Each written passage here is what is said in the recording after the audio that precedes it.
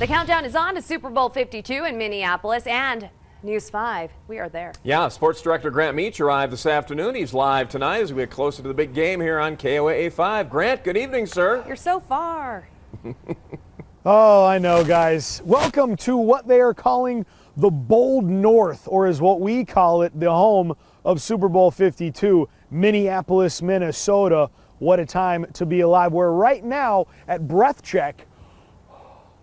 It's a balmy 23 degrees out here.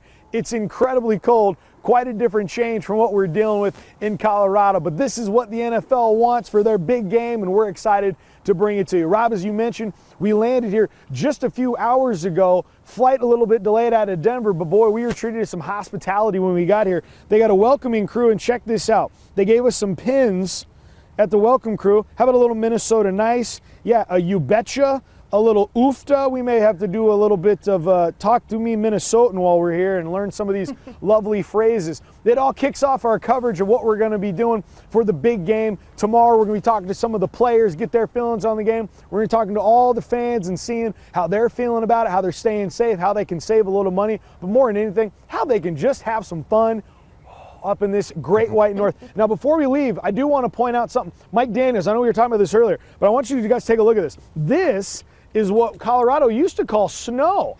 I don't know when the last time we saw this, but they got mountains of it here and ice and all sorts of goodies out here. We're keeping our KOAA gloves on. I've got like 7 layers on right now because it's pretty cold. We're getting too weak in Colorado. We need to toughen up and come up here to this cold up in Minnesota.